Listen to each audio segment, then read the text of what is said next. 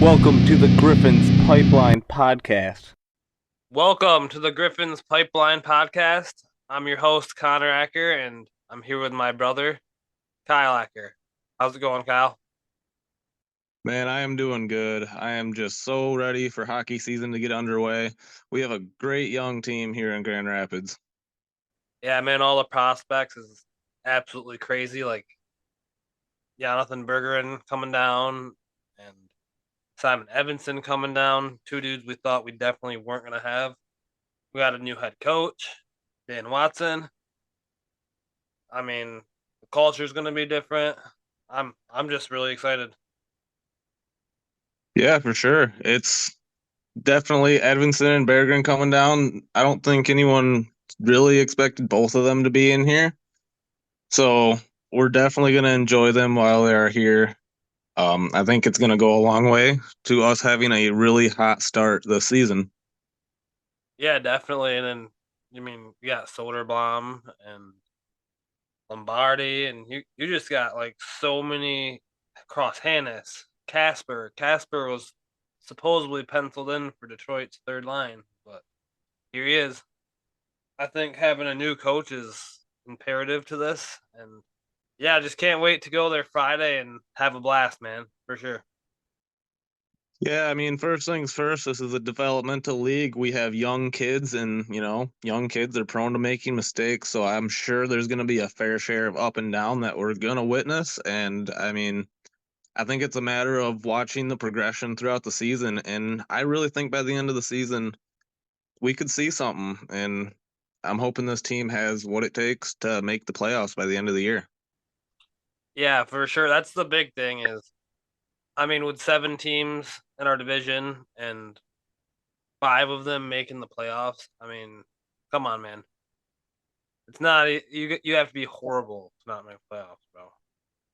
Yeah, that was basically what Sean Horkoff said when he fired Ben Simon, is just kind of, hey, we don't do this here in Grand Rapids. We need to make the playoffs, and especially with the players we have, I mean, we can't afford to miss those games after the season's over. Yeah, definitely not, man. But yeah, so let's get into this roster. So we have a bunch of players under contract. We have forwards Jonathan Bergeron, Tim Gettinger, Cross Hannes, Haro Hirose, Marco Casper, Joel Esperance, Amadeus Lombardi, Matt Luff, Carter Mazur, Riley Sachuk, Dominic Shine, Elmer Soderblom, Tyler Spiza, Nolan Stevens, Zach Aston Reese, Alexander Doucette, and Trenton Bliss. And then for defensemen, we have Simon Evanson, Albert Johansson, William Wallander, Josiah Ditter, who was a captain on the Providence Bruin, Jared McIsaac, Wyatt Newpower, Brogan Rafferty, Ante Chumisto, and Emil Vero. And then we're going to have probably 4 goalies this year popping up and down from here in Toledo. We're going to have first round overall pick Sebastian Kosa. We're going to have Jan Badar, Michael Hutchison, and John Lathaman. So those are all the dudes who are on our roster, and that depends on call-ups or send downs to Toledo. Yeah, I mean, if all we have is 4 goalies that come and go this year, I will be so happy compared to the 12 that we had last season. Yeah, I was going to say we had a lot of goalies. We broke a record last year, didn't we? But hey, solid team looking forward. I think with the veterans we have, there's some new faces, the Gettinger, the Stevens, the Didier, the Rafferty, and Aston Reese. I mean, they should all be well capable to help support this program and, help with the development, add some leadership, let alone, the guys that we already have, the veterans that have been here for, quite some time now, like Shine.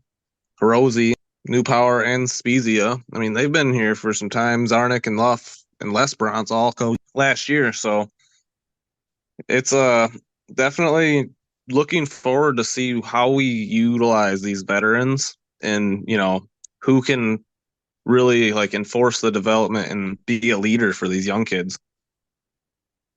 Yeah, definitely.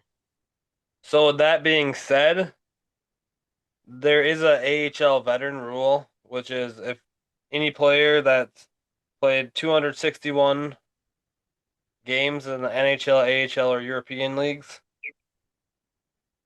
and is 25 years or older, they are considered an AHL veteran. And you can only have 6 AHL veterans dressed. So yeah, Brian Lashoff retiring.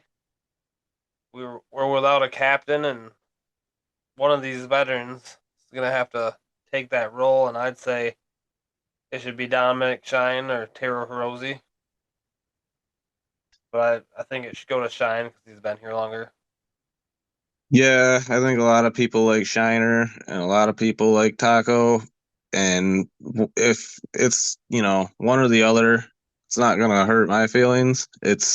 I think Shine deserves it more. I think he's the guy that's going to knock someone's teeth out when the time comes down to it. So I put that C on Shine jersey. Yeah, I vote Shine also. But Taro Hirose is definitely one of our main guys. He's technically not yet a veteran, so the rule doesn't technically apply to him yet, but shortly will. But he led our team in points last year. That's Yeah, and if he doesn't get a C, he at least gets the A, right? yeah, definitely A for her. For both of them. If they don't get the C, it's definitely an A. And if we're not naming a captain right off the bat, I mean, who are some other contenders that you might put an A on? Maybe Joel Esperance or Austin Zarnik. Joel Esperance led our team in goals last year with 25 of them, and I'd say he's pretty qualified for the job. Zarnik as well. I mean, they both came in last year, and they both made it major impacts in our team. Or Both top 5 in points. So or Jared McIsaac would be another name. Wyatt Newpower. yeah, So now let's talk about all the top prospects, the first round pick guys. You know what I mean? yeah, that's who everyone really wants to hear about. Those A tiers. Who do we got at A tier there? We'll start with he wasn't a first round pick, but Jonathan Bergeron. Everyone expected him to be in Detroit. I mean, he came up into Detroit. He played 67 games up there. He got 15 goals, 13 assists, and 28 points. With a negative 14. I mean, obviously he needs to work on his defense a little bit, but man, his passing is amazing. Like the offense he creates is good, but like he's not really gonna have the chance to create that kind of offense playing with fourth line dudes. Yeah, I agree. It's just kind of. I personally had him penciled in at like third line center in the Red Wings. I didn't think he was coming down at all. I'm like, wow, we have some talent down here now. Like, Yeah, if dude, for real. Bergeron's our top line center in Grand Rapids, like, holy smokes, we might come out really hot. I mean, how long is he even down here for? Like, are they just waiting for the Tampa Bay situation to clear up before he goes back up? Or who knows what's going on? Stevie Y's got some tricky manipulations right before the season starts. I feel like every year, but I mean, yeah, he's here for now, and I hope we get to see a couple good games of him tearing it up. Yeah, let's get one thing straight. He will definitely be the absolute first call up if it's a forward. If it's a forward, right? If you think about it, last year he played 7 games for the Griffins, and he had 4 goals, 3 assists, which is 7 points. I mean, that's a point a game. I mean, if he can get good at producing at that level for the meantime, which should not be more than a quarter of the season at maximum, I believe. Right. Right. And Yeah, yeah, and I mean it's not like this he's just gonna come down and score goals. He's gonna have to work for them. It's not like this is just some chump league. I mean, he's playing against the other team's top prospects guaranteed. I just feel like he's probably one of the best players in the AHL if you put him on a roster. yes, absolutely. I mean, his rookie season in the AHL, he was my favorite guy on the whole team. Yep. So, It is definitely exciting to have him down. yeah, for sure. So let's move on to Simon Edmondson. I'm shocked he's down too, honestly. I thought he put together a really good preseason. I mean, there's a lot of plays out there where I'm like, oh, who's that? It's Edvinson. Well, like I think, you name the list of veterans that we have on the Red Wings defensive lines, and people are probably wondering what's going on with that. I mean, it's literally, I feel like just the fact that he can, save the roster space by going down to Grand Rapids, and that's kind of the boat we're in. I feel like Stevie Y really wants to test his new guys on the Red Wings, and as soon as they don't work, Edvinson, Bergeron, they're going up. Yeah, definitely. Like Edmondson will be the first defensive call up. Yep. And I'm pretty sure with both of these guys, once they go up, they ain't coming back, dude. They're gone. Right. They're gone. And, someone's going to get hurt. Someone's going to, maybe end up leaving. Stevie's always looking for trades. It's anything can happen to make room for these guys if they're ready to go up, and I think he's just playing it slow, taking what he has right now, putting it on the ice and seeing what he can get out of it, and let Grand Rapids sit in the kettle and getting hot. Well, maybe we get a nice head start on some of our division with the powerhouse team. Hopefully. Yeah, I mean, make the playoffs was the priority. So Edmondson, so he played 52 games with the Griffins last year. He had 5 goals, 22 assists with 27 points, and a -3. And just last year we had horrible goaltending, so everyone's plus minus was pretty negative. I think -3 is probably like the best on the team. Yeah, it was pretty bad. Like if you had even, you were sitting great forever, and that's not good, man. Yeah. He played 9 games. He got 2 goals, 0 assists, 2 points, obviously, and then a -7 up in Detroit. So he played great up there, definitely by the end. But you could definitely tell he was doing the puck dump thing where he'd shoot the puck and not really make the best decisions. But like through the training camp, I really seen that he's really starting to make smarter decisions, and he's starting to see the ice better, and that's huge. Like seeing Yeah, that. it's like he's holding the puck for just a split second longer to make a better decision instead of just winging it, and like I got the puck, make it now. Like I'm sure that's how it feels when you first get in the league, but he's definitely over that. It looks like he's kind of come around and he's making the smart decision now. And I guess Cider really took an extra step in trying to mentor him and motivate him this training camp. So that's really cool to see, especially 'cause- Well, I mean, it seemed like it was almost like the Wings were up against him. Like they wanted to put a challenge in front of him to get him to like overcome the off season because like they gave Hole number 3, which he wore number 3 last year in the Red Wings, and then it's like they told him, if you want the job, you got to work for it, and he did, and then he's still on the Griffins, but like he's definitely the top guy. Like he's gonna be playing 20 to 30 minutes a night. yeah, he's It, gonna be so he's go. definitely. I think the fact that he's on the Griffins is a good thing for his development. It might just drive him. It might push him to excel. It might frustrate him. We'll see. Yeah, hopefully He uses it wisely.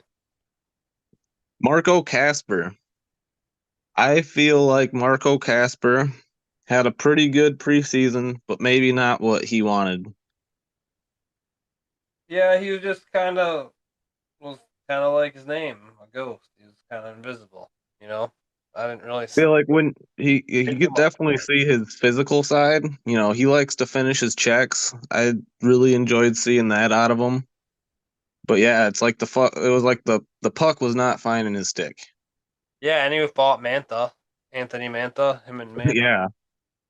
I mean, and for Mantha being that big of a dude, you'd think he'd wreck him, but Casper put up a heck of a fight, man. Yeah, that's a pretty tough kid there. And he's our first round pick from last year, so I mean, talk about The center. like like where do you even put this guy in the lineup? Like now that Berggren's in here and we have some veterans, like is this dude a third line center right now? Like for real? AHL, yeah, dude. I think, given where I think he's gonna play, I think he's gonna tear it up. If he's at like a third line level playing against some of the other guys, he's gonna look good. Yeah, and I feel like he'll be down probably all year unless he really makes some big strides. And you know, if he starts tearing it up to the point where he forces Eiserman's hand, that's. Right. I mean, Like, I'm I all think for it. I'm all that's for what it. he has to do. I think he has to work himself into the top role of the Griffins. I think Berggren will probably be out of here by the time Casper's on the top line. We'll see what happens, but I feel like Casper could definitely make a push for our top center by the end of the year. Yeah, he can shadow Bergeron until Bergeron leaves. And Which I mean, we're talking about centers here. We didn't have that luxury last year. no, dude, we had We were signing Jasper Weatherby and O'Regan. Danny O'Regan. It's crazy how quickly 1 year can change an AHL roster. And it's like nothing against those guys. They're great players, but we just have some talent, some excitement, some potential that just there's a lot to be left on the table with those other guys. Yeah, for sure. So Elmer Soderblom is another dude that I really thought was gonna make the Red Wings. I mean, I figured there'd be a chance he could make it, be down here again. But I mean, he made the Red Wings out of camp last season until he got injured. And last season he played 21 games. He had 5 goals, 3 assists, 8 points, and he had a even plus minus. So he played really good when he was up there, and he got that injury, and then he came down to Grand Rapids and played 20 games, and he got 5 goals, 3 assists, and that's pretty much exactly what he did in Detroit in the same game time. And he got a -3 in Grand Rapids because obviously we already went over that horror show. What I like about him is he really utilizes his size, man, more than he did, and he's like the fast big guy. Like Yeah, we, like, isn't it just so fun to watch him on the ice? Like that dude can move. he's like almost like a skill player, but he's like big, so it's like you don't really see that much. Yeah, and he's down there. He's wearing a Griffins jersey and he's standing next to, Hannes or Bergen or Lombardi, whoever it is. I mean, he just towers over the entire bench. It's insane. And yeah, the way he moves and he's got that reach to make long strided dekes that like I mean, he's here one minute and he's gone the next. It's fun to watch him work around guys. I was very overwhelmed with seeing that from him, especially the first year last year when he came down to the Griffs. I underestimated how far he can move left to right, moving into the zone. Yeah, it was fun seeing him and Simon Evanson, two huge. We call them the twin towers down there. Yep, they'll be back. Yep, and then yeah, so I would not be shocked if he got called up at some point. I mean, 3 injuries can happen really fast, and you got Berger and Evanson, Soderbaum, all up in Detroit. You know what I mean? Right. It can happen. Yep. Yeah, I want to mention just real quick maybe they're not our A tier prospects, but Lombardi, Hannes, Oh, Wallander, Johansson, Missouri, like these guys are, dude, they're gonna be good. They're going to be fighting for a roster spot on the Red Wings, whether that's this year, next year. I mean, all these guys together on this team, like it's a good opportunity for them to see what the future looks like. yeah, Like they got a good opportunity to build a lot of chemistry. I mean, all these guys are playing together now. It's almost a good thing they're down here. They can freewheel it a little more, maybe. They can kind of get used to that, just that kind of having fun to play with like your peers and then grow together as a team. And by the time they're all on the Red Wings, man, if, obviously they're not all going to make it. Someone's going to get traded, someone's going to get dished out. But man, like there's a good core of young players here. yeah, they'll have so much chemistry built up at that point. It'll be amazing, man. And I don't want to forget to mention Kosa either. Yeah, yep, for sure. I do believe Kosa is going to be our number one goalie until he proves us otherwise. I mean, I wouldn't be panic right away. I mean, I know he played bad at the prospect tournament, and he didn't do the best in training camp. But I mean, if he starts playing off bad right off the bat, like, I mean, he's only human, man. Yeah. Get nerves. He's a goalie. It's a different. Yep. And we got a team that's coming together, a defense that's gonna be fresh again playing. So it's a new team, a lot to figure out, new coach. But like Kosa played great with Dan Watson last year in Toledo, and there's just a lot of things looking forward. Like I don't even know if I expect him to play like half of the games. There's 72 games in a season, so like 36 games. I mean, if he gets 36 games, that's awesome. Yeah, Like I think if he's getting that, he's established as our number one goaltender, and we can like be happy about that for the years to come. yeah, for sure. And he probably will be down here a couple of years. I don't see him going up to Detroit right away. I mean, Unless he really starts doing it. yeah, unless he's like It'd take a lot. 1 goals against average all year. Yeah. 99.99 save percentage. Hey man, let's do it. I'm all about it. I'm about it too. So the guys going up and down from Toledo will probably be forwards Alexander Doucette, Kirill Tatev, Patrick McGrath, Trenton Bliss. Goalies Jan Bedar and John Lethman. And defense Muriel Vero. And probably two Misto or probably a couple of the defenders. Anything to get the guys games in, really, at that point. Obviously, this roster is pretty stacked, and they just need somewhere to go. Yeah, it's only going to make the Toledo more stacked, too.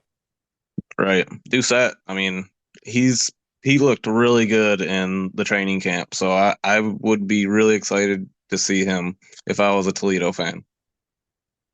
Yeah, for sure.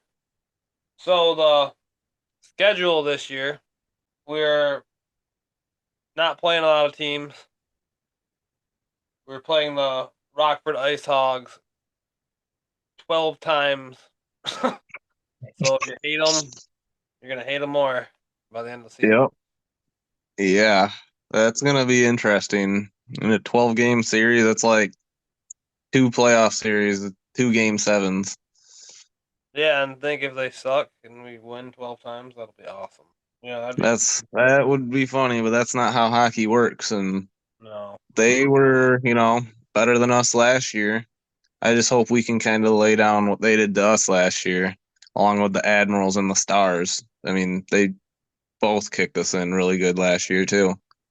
Yep. So we play our division, our whole division, which is the Chicago Wolves, the Iowa Wild, Manitoba Moose, Milwaukee Admirals, the Texas Stars. We play them all 8 times, and the Cleveland Monsters we play 8 times because they're right down the road pretty much. So obviously we're gonna play them a lot. And then we play Toronto Marlies 4 times. We play the Bellevue Senators 4 times, and we play the Colorado Gulls 4 times. And we start the season off this Friday, October 13th, against the Colorado Gulls at 7 o'clock at the Van Andel Arena, and we got a game Saturday also. Yeah, nothing beats a home opener in Grand Rapids. I am so excited for that game. I'm so excited, man. I've waited all summer. If you don't see me, you will hear me there supporting my team. So, if there's one thing this whole season there's one thing that you could have happen that you want to happen this year that needs to happen, what is that? Sebastian Cosa maintaining a good development and kind of claiming the number one in Grand Rapids, playing 36 games at least. I agree with that. That would be my number one thing I would want to happen. Okay. So, for my number one thing is make the playoffs, man. Please make it happen. I mean, we only have to be the best 5 out of 7. I mean, like the whole league makes the playoffs. We got this. With all this talent, if we don't make the playoffs, we got some major problems here in Grand Rapids. But I don't see that happening. I really see us making the playoffs this year. I think there's enough support around the team to where if we have the injuries we had last year, I think we got enough guys to kind of like step in and fix some wounds. And if the Red Wings go down like they did last year, I think the Red Wings will only improve with the players we'll send them. So, and we have a fair share of guys we can call up too. I'm hoping we get to see Doucette this year and Tuomisto. I'm hoping he might even start. Um, so there's a couple things out there I really wish happened, but I got a question for you. What's that? What three players do you think you'll see on the top line Friday at game time? Ooh, good question. I think you're gonna see Jonathan Bergeron. I think you're gonna see to his left probably Taro Hirose, maybe. I don't know. I feel like they're gonna want to the way they always do it. They always put one of the veterans up there. It seems like. Yeah, you never know. So that's where I think you're right with Hirose on that wing there, and I think you're right with Berggren in the center. I'm curious who you got on the right wing though. That is a good question.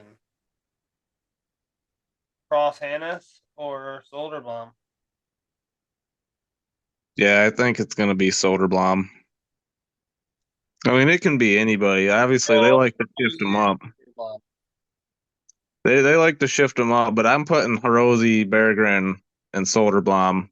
I think Lesperance might take that right wing because he's that right shot too. But, We'll see.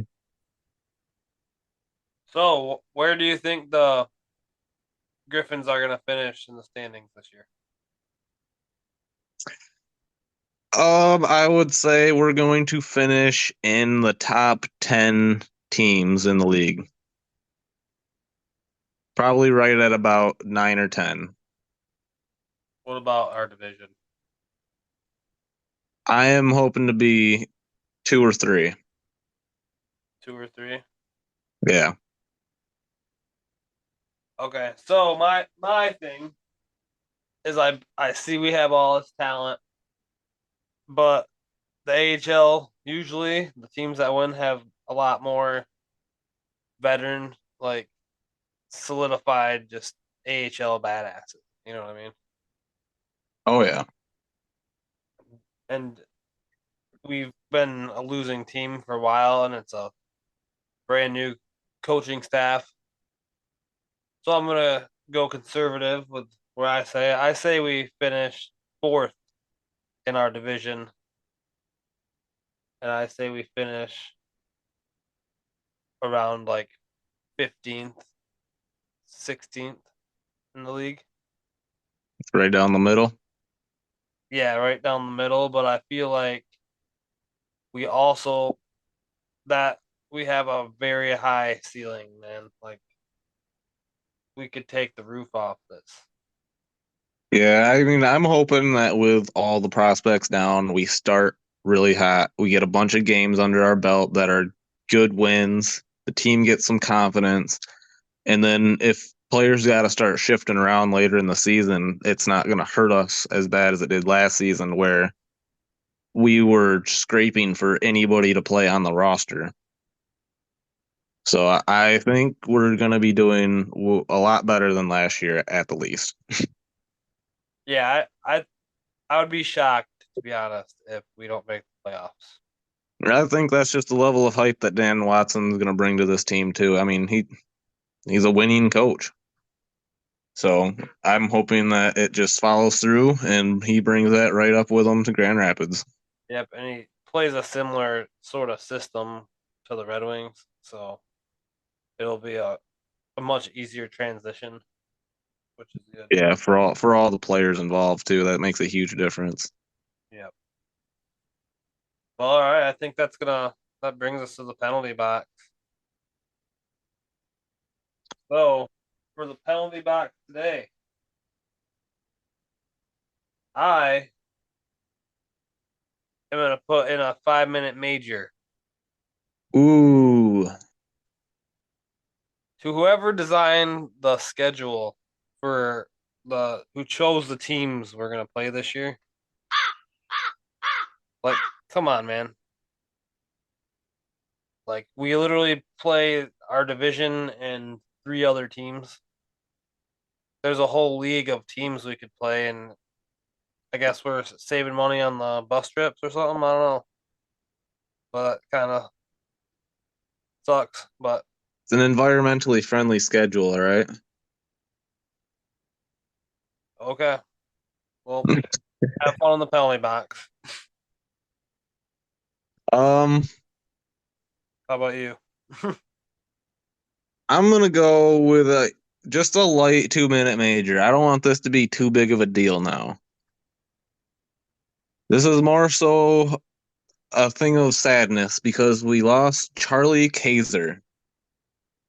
And he ended up going to the Texas Stars, who play in our division. Charlie Kaiser was our staff equipment manager, along with the dog, and we kind of liked him down there. Bob Kaiser's our announcer, so Charlie's leaving us to go to Texas. Can you believe that? Hurts my feelings, man. I know, right? Like, go somewhere else, not in our division. We got to play you probably 15 times. So, 2 minutes on Charlie Kaiser. But hope to see you around, man. All right, man. That was an awesome time talking hockey. I'm excited. We'll have another episode next week. If you liked what you're listening to, follow us and leave us a 5-star review. We'll see you next week. Go Griffins. Go Griffins.